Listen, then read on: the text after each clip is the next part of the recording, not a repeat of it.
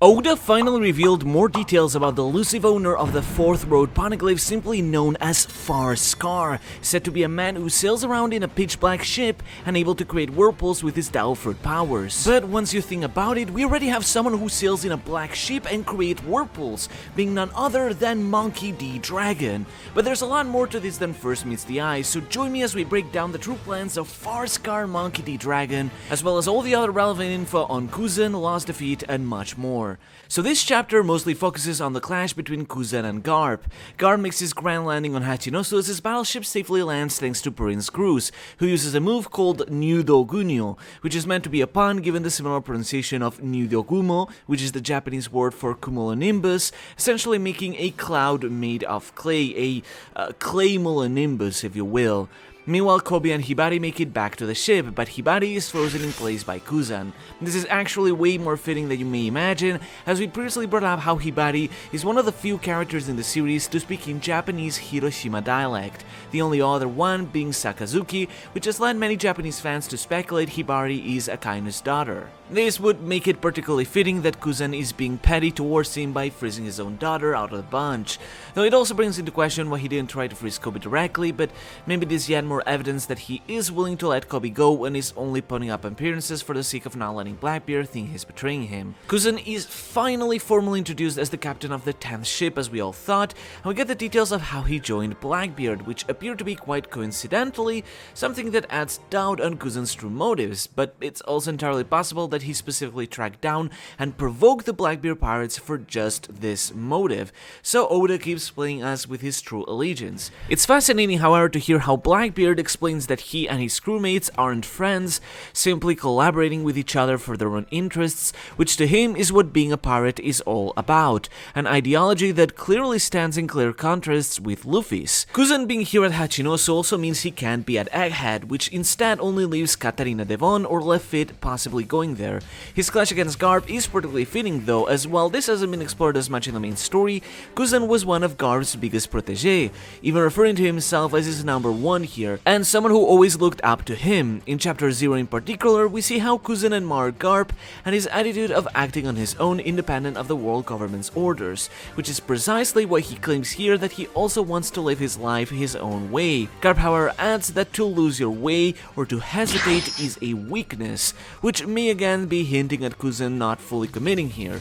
Garp swiftly tosses Kuzan down a hole with an attack he calls Blue Hole, with a kanji reading as sinking to the bottom of the ocean. This is likely mockingly in reference to Kuzan being Aokiji or the Blue Pheasant. Towards the end of the chapter, we also see the Heart Pirates having been defeated, much like the Kid Pirates. Now the difference is that Beppo manages to make use of a drug chopper maid, maybe even a rumble ball, but we don't know, to transform into Sulong without a full moon, allowing the crew to scatter and run away, giving them a leg up over the Kid Pirates by allowing them to regroup at some point. Though while it's not confirmed, it's fairly likely that the Road Poneglyph rubbings for Zou and Wano have ended up in Blackbeard's hands. At the same time, Law also kept his life and avoided having his power stolen, which Blackbeard pondered between using to become perennial youthful or selling it. Selling it may seem like a waste, but you have to keep in mind the government was willing to pay 5 billion belly for it, likely because Imu-sama may have wanted to seize it given the power it can grant,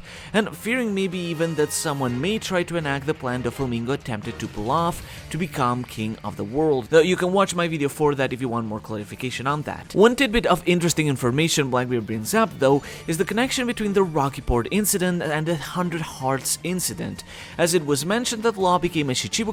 by bringing the hearts of 100 pirates to Marine headquarters. Now we know that he stole those hearts at Rocky Port, which indicates that the Rocky Port incident he was a mastermind of resulted in him stealing the hearts of 100 pirates there to then give to Marine headquarters for his Shichibukai promotion, with this incident basically having been his first step towards his grand plan in taking down Doflamingo and later Kaido. But let's step back from this scene and go back to the scene where Blackbeard and Kuzan first met, which took place about a year ago on a certain island in the New World. Kuzan ended up freezing San Juan Wolf, Vasco Shot, Doc Q, and a few others, which prompted Teach, Devon, and Augur to come check. The two, however, quickly got along, with Tish referring to Kuzan as ice candy, and Kuzan making a quick joke about Akainu getting heated. In this panel, we also see San Juan Wolf's power properly in action, as in the former panel he is colossal, while here he is closer to only 20 meters in height like a normal giant, having shrunk down himself to his normal giant size by deactivating his powers. It's here though when Devon brings back up again the identity of Hinokizu. Now, this has been translated in a lot of ways, but really the most accurate translation of this individual would be Firescar, particularly since in Japanese, Hinokizu is written in katakana, making it sound like a nickname more than an epithet or an ornate description, so Firescar as a single word is probably the most apt translation here. The only thing we know about this Firescar is that they are allegedly a man, and that he has some knowledge about the location of one of the Road Poneglyphs. As Blackbeard explains, the other two are in possession of Kaido and Big Mom, while the final one's location is unknown, though that's because it is hidden on Zou.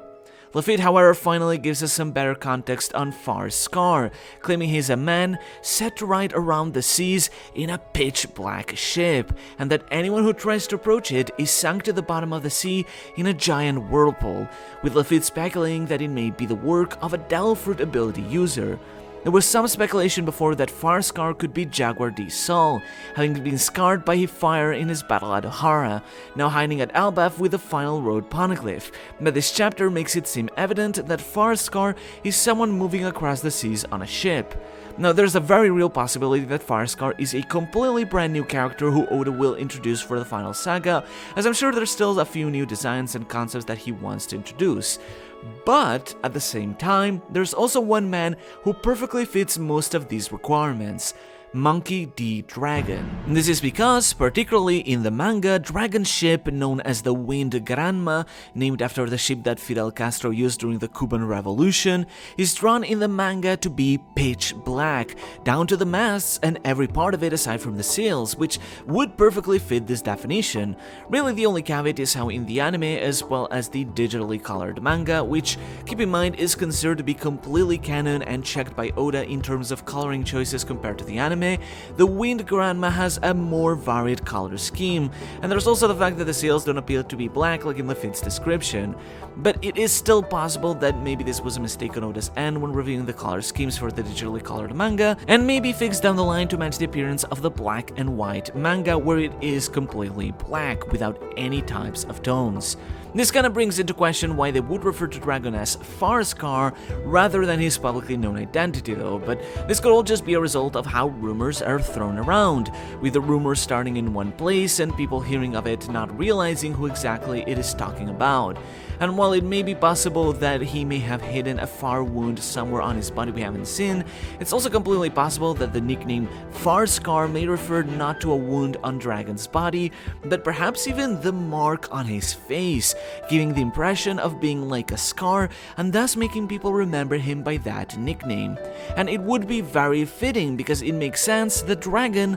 wants to honor the will of Ohara by trying to gather the Poneglyphs. In fact, it was even brought up that the reason the Revolutionary Army referred to Robin as the Light of Revolution and were looking after her is specifically because of her knowledge of being able to read the Poneglyphs, proving that the revolutionaries were interested in decoding the true history just like Clover once tried to. Not to mention how it would have been a fantastic way to actually involve Dragon into the story, who has otherwise, well, just kind of been sitting there the whole time, and having him actually become a central figure of an arc, which the revolutionaries have been in big need of, having recently claimed that they are making their preparations to begin a big revolution. But really, more than anything else, what really fits the definition of Firescar really well is the fact that Dragon already has the power to create whirlpools. We've seen before that Dragon appears to have some wind-related powers, having been able to generate wind at lockdown to help Luffy set sail,